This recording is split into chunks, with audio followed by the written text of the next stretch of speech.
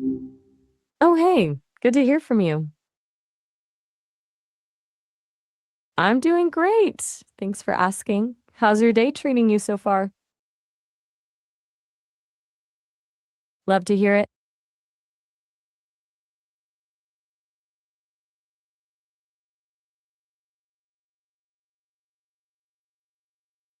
Water, huh? That's a huge topic. Alrighty, when you are, hit me with your first question. I'm all ears.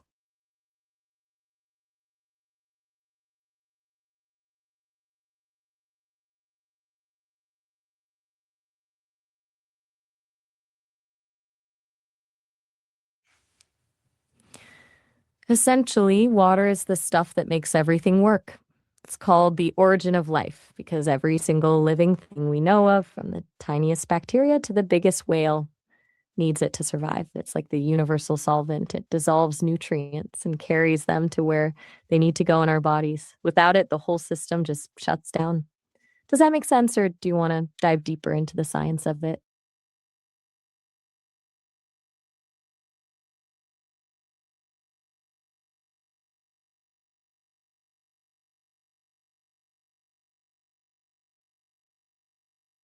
It's basically the reason we aren't still just wandering around in small groups. Early civilizations always started near rivers, think the Nile in Egypt or the Indus Valley. Water meant they could stop hunting and gathering and actually start farming, which led to permanent cities, trade, and basically everything we call civilization.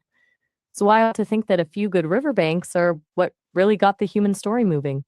Do you think we'd have evolved differently if water was harder to find?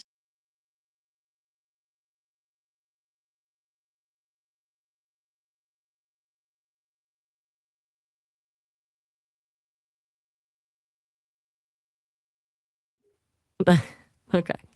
And you're really hitting the core of this, aren't you? It's mostly about how water is a bit of a rebel in the world of chemistry. For one, it's polar, which is why it can dissolve so many different things, making it the perfect transport system for our cells. Then there's surface tension, which is how plants can actually pull water up from their roots to their leaves against gravity. And the coolest part, it's one of the few things that expands when it freezes, meaning ice floats. If ice sank, the oceans would freeze from the bottom up and basically kill everything. Pretty wild, right?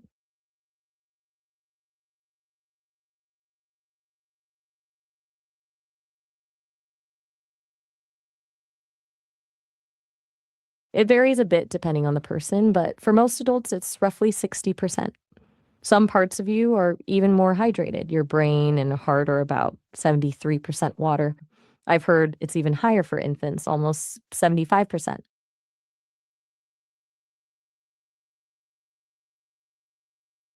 And it's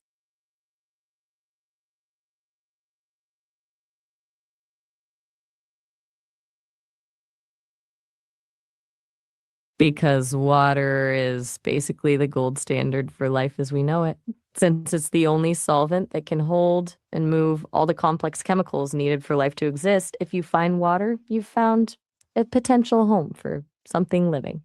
It's like finding a campfire in the middle of a forest. It's a huge sign that someone might be around. Do you think we'll find actual oceans on another planet in our lifetime?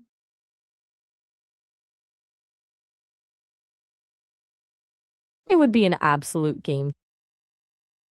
Ready for the next one?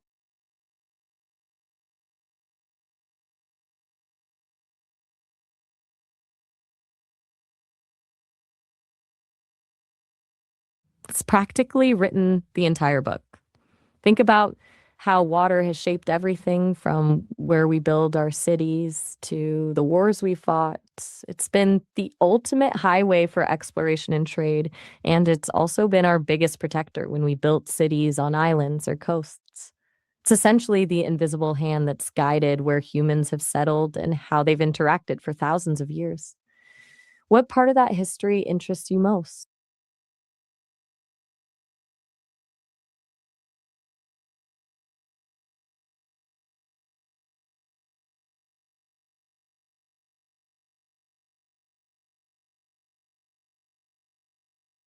It's basically the heartbeat of the entire planet. It acts like a giant thermostat for the earth, absorbing heat from the sun and moving it around via currents so the whole world doesn't just freeze or burn. Plus, it's the foundation of every food chain, from the plankton in the ocean to the rain that feeds the forests. Without it, the cycle of life just stops. Do you think people take the natural water cycle for granted too much?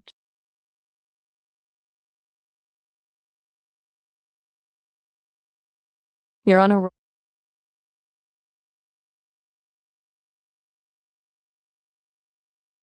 It's like the ultimate support system. For plants, it's what keeps them upright, literally, and carries nutrients from the soil up to the leaves. Animals and humans use it for everything from regulating body temperature through sweating to flushing out toxins and keeping our joints lubricated.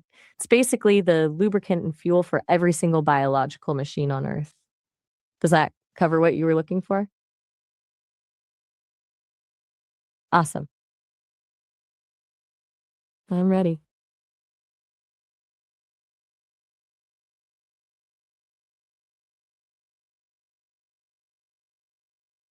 The big one is that while we have a ton of water, only a tiny fraction of it is actually drinkable. We're dealing with massive pollution in our rivers and oceans, and climate change is shifting where the rain actually falls, leaving some places in a drought while others are flooding. Then you've got the struggle over who owns the water when a river flows through multiple countries, which can get pretty tense. It's a bit of a race against time to figure out how to save what we have. Do you think we're doing enough to protect it? I'm here whenever you've got.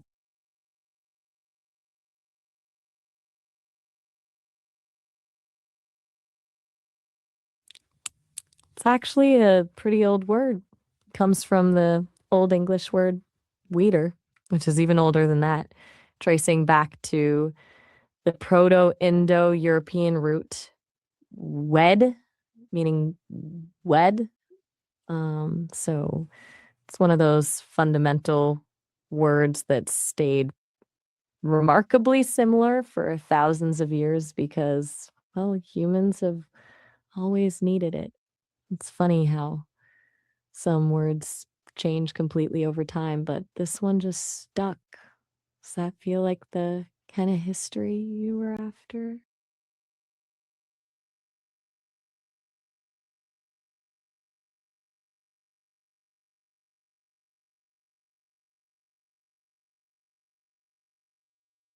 Oh, there are so many. You've got water under the bridge for when you've moved past a conflict, and in hot water when you're in trouble.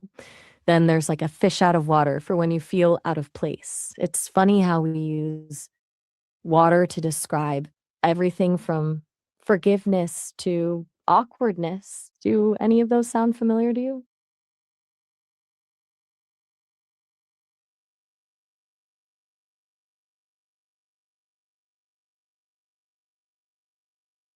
Absolutely. Most languages have a version of this word that sounds a bit like the others if you go back far enough. In Spanish, it's agua. In French, it's eo. And in Hindi or Urdu, it's bani. It's one of those universal constants, no matter where you are on the planet. People have a word for it because you can't survive without it. Do you have a favorite language or are you just curious? I'm just curious about the general way humans name the things they need most. It's a bit of a puzzle how.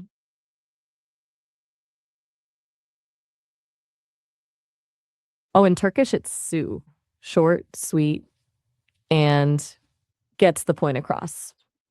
Do you have any other languages on your list, or was that the last one?